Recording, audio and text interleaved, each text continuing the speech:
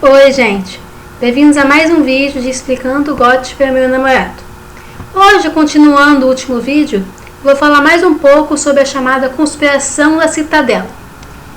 Na verdade, sobre a forma que ela adquiriu durante o reinado do último rei Targaryen, Aerys II, nas chamadas ambições sulistas. Mas, o que são exatamente as ambições sulistas? Bem, para saber isso direitinho, a gente tem que lembrar de uma certa personagem que conhecemos no 5º livro da série, A Dança dos Dragões. Eu estou falando de Barbrey Dustin. Barbrey Dustin é uma mulher ressentida de meia-idade por uma única razão.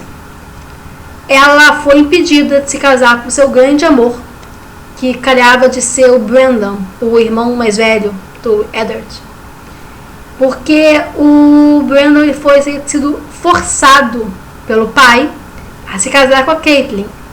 Segundo o Brandon, ele amava a Bardo e tal, mas o pai ele estava forçando a barra, basicamente, para ele se unir àquela moça sulista. Mas por que isso, segundo a Bardo? Ele nunca quis, eu lhe garanto. Ele me disse isso na nossa última noite juntos. Mas Rickard Stark também tinha grandes ambições. Ambições sulistas, que não seriam alcançadas se seu herdeiro casado com a filha de um de seus próprios vassalos. Então Rickard tinha ambições ao sul do Gargalo. Bem, pode ser, nós realmente não conhecemos muito sobre o Rickard, né? Plenamente possível. Quer dizer, seria possível se não tivessem duas coisinhas esquisitas nessa alegação da senhora Dustin. Primeiro, que os Stark, os nortenhos em geral, são muito isolacionistas. Sempre foram. Então, nesse sentido, eles formam quase que um reino dentro de outro reino. Então é muito esquisito pensar no senhor de Winterfell, que vem de uma linha de senhores que, falando puramente, não se metiam nos assuntos do resto do pessoal. Durante séculos e séculos e séculos, de repente vem lá e tem ambições sulistas. Esquisito. Mas, ainda assim, tudo bem. Rickard podia ser um cara diferente. Não sabe. Mas aí a Lady Dustin fala outra coisa muito interessante. Se eu fosse rainha, a primeira coisa que faria seria matar todos esses ratos cinzentos. Eles correm por todos os lados, vivendo dos restos de seus senhores, tagarelando uns com os outros, sussurrando no ouvido de seus mestres. Mas quem são os mestres e quem são os servos, realmente? Todo grande senhor tem seu mestre. Todo senhor menor deseja ter um. Se você não tem um mestre, dizem que você é de pouca importância. Esses ratos cinzentos leem e escrevem essas cartas, principalmente para aqueles senhores que não conseguem ler eles mesmos. E quem diz com certeza que eles não estão torcendo as palavras para seus próprios fins? Que bem eles fazem, eu lhe pergunto. Então a Lady Dustin também não gosta dos Maesters. Isso não é interessante, porque somando as informações dela, dá uma sensação muito forte de que tem uma coisa errada, um tipo de conspiração entre os Maesters e o casamento do Brandon. Na verdade, a Lady Dustin ela fala precisamente isso, que foi o Maester do Rickard, um tal de Wallace Flowers, vou falar dele mais adiante, que armou tudo. Ele que pôs as ambições sulistas na cabeça do Rickard Stark. Mas, além disso, as palavras da Lady Dustin, elas me lembram muito aquelas coincidências interessantes, aquelas intervenções precisas, aqueles eventos muito convenientes que a gente viu no último vídeo, na Dança dos Dragões. Então, nesse sentido, será que os Maesters, eles também influenciaram em outra grande guerra civil do Targaryen? Eu estou falando, é claro, da rebelião de Robert. Bem, vamos fazer um resumo rápido da rebelião de Robert antes de eu especificar exatamente o motivo pelo qual eu acho, na verdade tenho certeza, que os mestres eles tiveram seus dedinhos em armar a rebelião do Robert, ou a guerra do usurpador, como os Targaryens conhecem. Bem, eu devo dizer primeiro que, apesar do estopim final da rebelião ter sido o dito sequestro da Lyanna pelo Rhaegar, na verdade os grandes senhores já estavam muito tensos com Aerys havia um bocado de tempo. Assim, o cara ele nunca foi normal, ele sempre foi meio extravagante e tal, não estava muito realmente preocupado com o dia a dia do governo, deixando tudo nas mãos da sua mão, o Tywin Lannister. Mas tudo bem, é só um monarca meio que diferente, meio que, enfim, uma coisa que poderia ser lidada com. Mas aí ocorreu o Valdocaso. O que foi o Valdocaso? Foi uma rebelião de um vassalo específico que queria que o rei diminuísse as tarifas do seu porto para que tivesse maior movimento.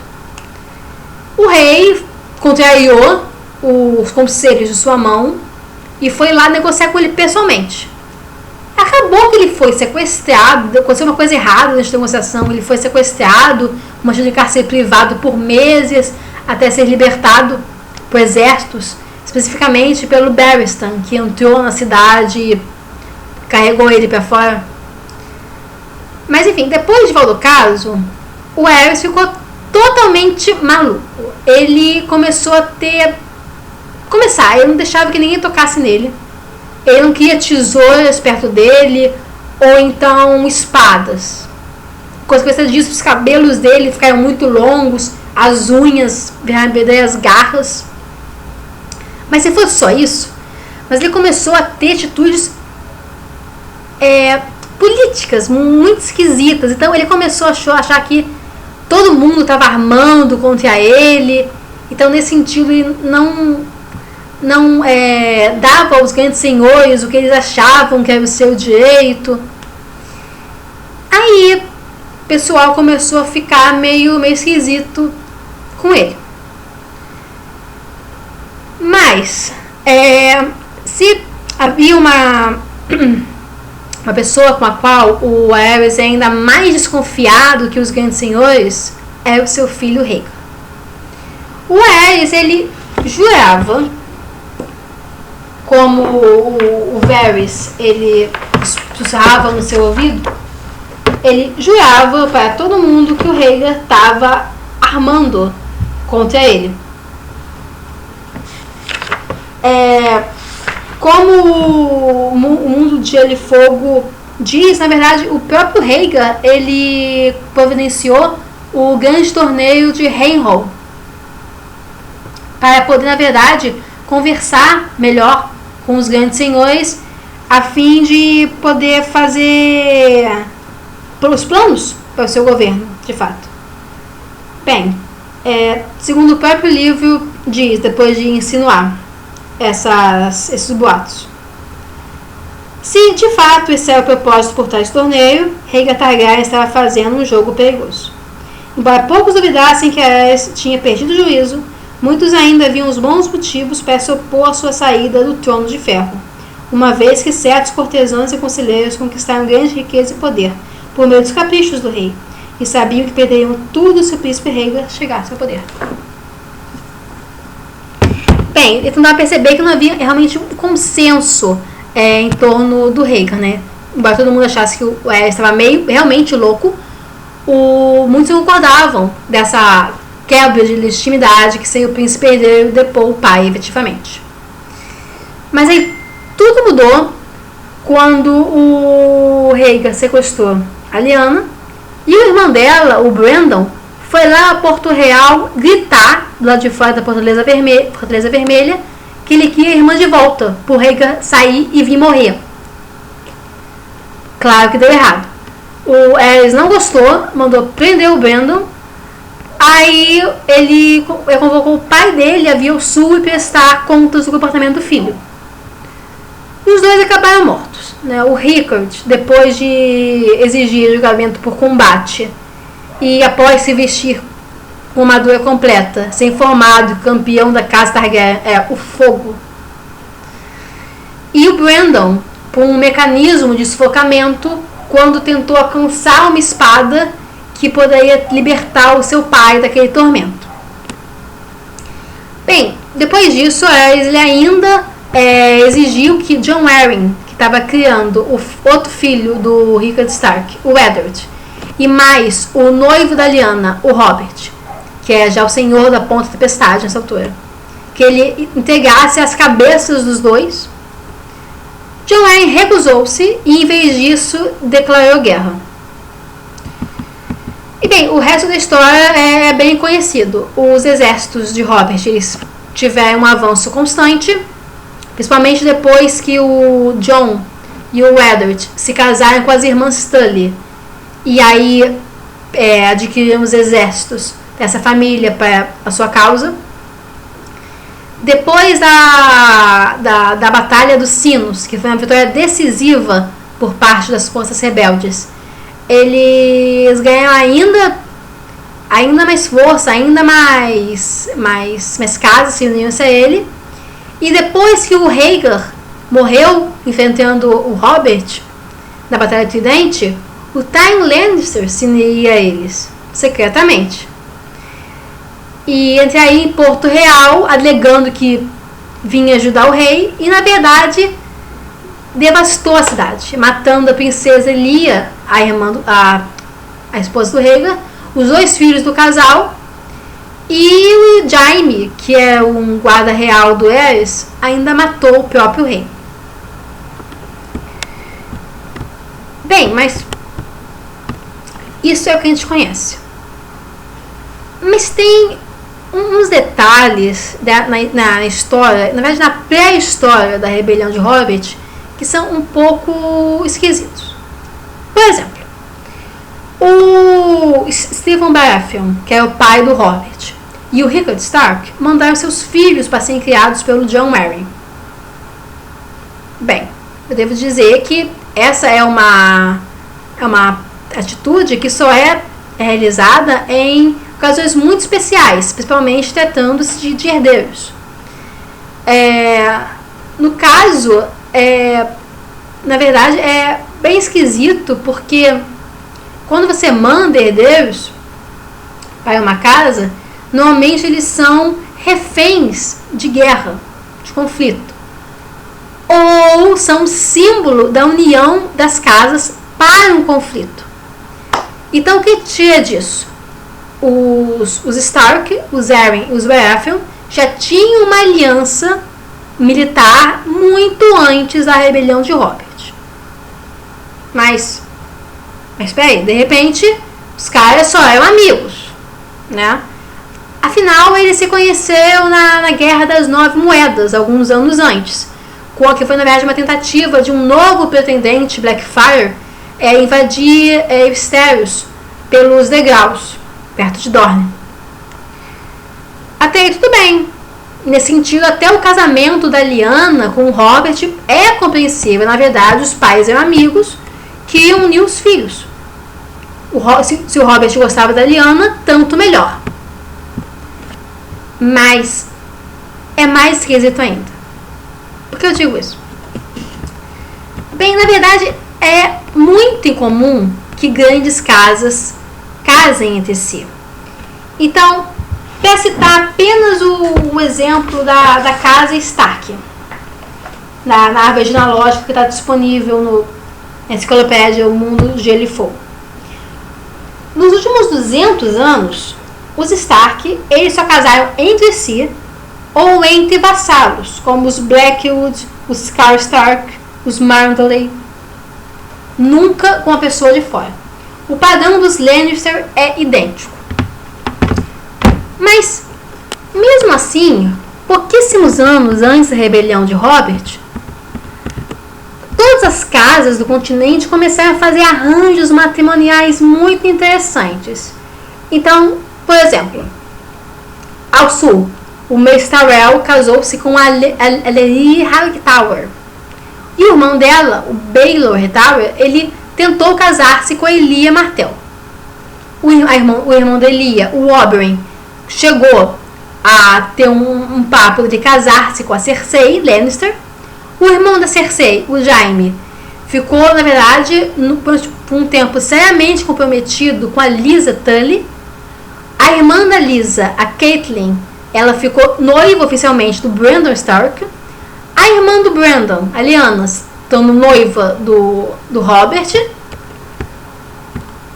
Então, se você contestar toda a figura, na verdade pensar bem e contestar com a situação dos últimos dos 100 anos anteriores a isso, que as várias casas só se casavam entre si ou com seus vassalos, você percebe que, na verdade, as principais casas de cada reino estavam formando uma aliança completa entre os 7 reinos. Isso antes da rebelião de Robert. Digo mais uma vez.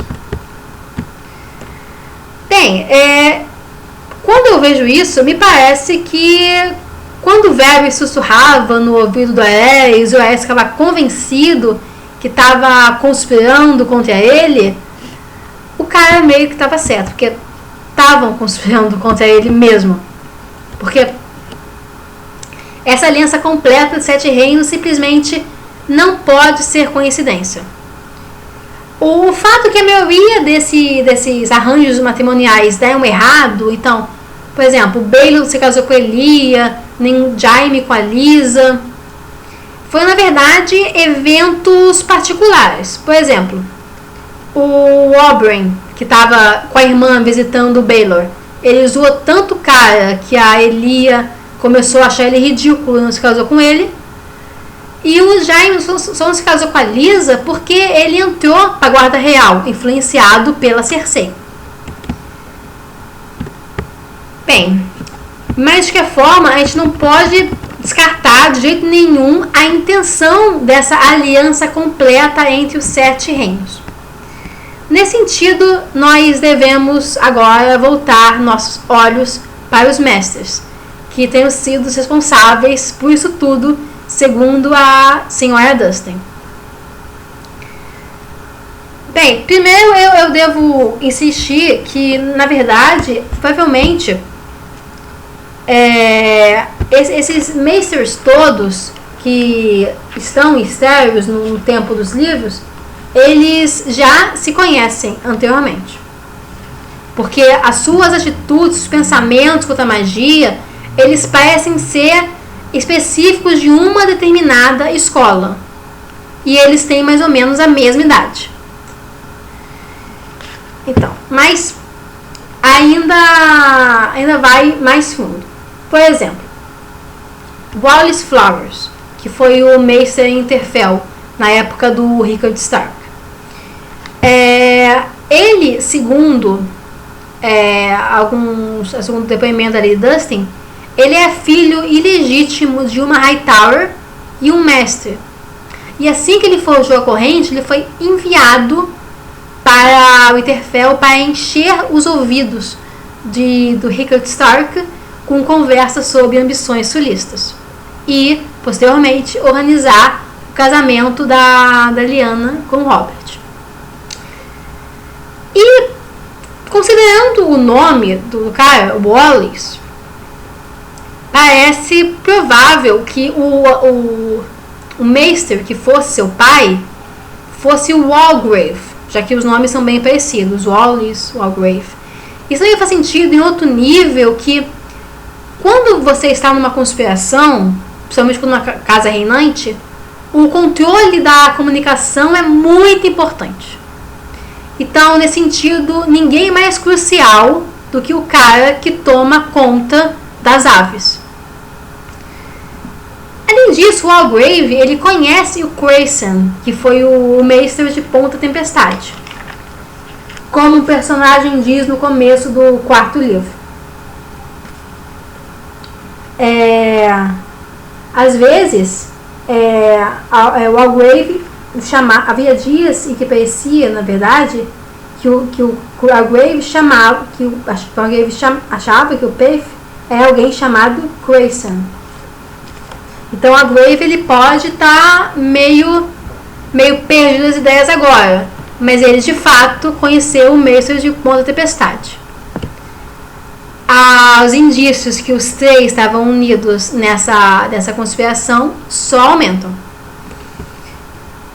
E depois disso, o envolvimento do Rhaegar na conspiração para depor a própria família parece um pouco estranho no contexto geral, mas faz todo sentido se você pensar que, na verdade, estavam tentando outra guerra civil entre os Targaryen, em adição à guerra interna dos Westeros. Então, nada melhor para isso do que estimular a ambição do rei. Então, mesmo que a rede matrimonial de uma aliança completa entre os 7 reinos não tenha dado muito certo, as exigências do Aerys, eles colocou, na verdade, todas as casas eventualmente contra eles, exceto os Martell, que tinham a temer pela vida da Elia. E, bem, o resto é literalmente história. A influência do Wallace convenceu o Rickard, que armou o casamento da Lyanna do Robert. E depois que a Lyanna conheceu o Rhaegar, tudo literalmente foi por água abaixo. Depois que o Rhaegar, ele que está envolvido na conspiração, decidiu tomar a garota Stark para suas próprias razões. O que causou que todas as casas, exceto, mais uma vez, os Martell, se virassem também contra o Rhaegar. Algumas que o apoiavam anteriormente se viraram contra ele. Então, nesse sentido, os Targaryen estavam condenados. Mas será que a conspiração da Cidadela realmente terminou? Bem, de que forma a ameaça dos dragões foi destruída, né? Mas agora a Dany está aí com 3 filhotinhos potencialmente fatais, principalmente se ela vier a consorciar-se com o suposto sobrinho dela, o Aegon. Além disso, há um detalhe muito interessante. O patriarca da casa Hightower, o Leighton, ele está há uma década, desde a rebelião Greyjoy, trancado no alto da sua torre com a sua filha virgem e profetisa. E dizem que ele está um pouco... Não, na verdade não dizem. Há de se convir que ele está um pouco perturbado, porque, né, quando você passa uma década na torre, examinando livros antigos de profecias, evidentemente há uma coisa errada, não é? Será que, nesse sentido, quando a rebelião Greyjoy estourou, a filha dele não teve algum tipo de visão sobre o futuro de Westeros que envolvia os Greyjoy? Afinal, depois do fim da dinastia Targaryen, é relativamente muito mais fácil que uma casa quisesse provocar destruição na falta de um poder central forte, não é? Ou será que ela previu o que poderia acontecer quando a lula gigante e o dragão se unissem? Afinal, o Euron Greyjoy próprio fala pro irmão que o mundo deve temer quando isso acontecer. O que será que pode ocorrer? Bem, a gente não sabe. Mas, de que forma, será que os mestres eles se arrependeram de ter destruído os Targaryen e dado lugar à ascendência dos Greyjoy, dos lulas gigantes, em substituição aos dragões? Bem, só por isso, pessoal. Se vocês gostaram do vídeo, curtam. Se quiserem, compartilhem. Se quiserem mais vídeos como esse, é só se inscrever aqui embaixo. E não deixem de deixar opinião de vocês sobre essas supostas ambições sulistas nos comentários. Vocês acham, mais uma vez, que é tudo viagem ou que tem algo realmente muito esquisito rolando em Stairs? Tchau, tchau, pessoal.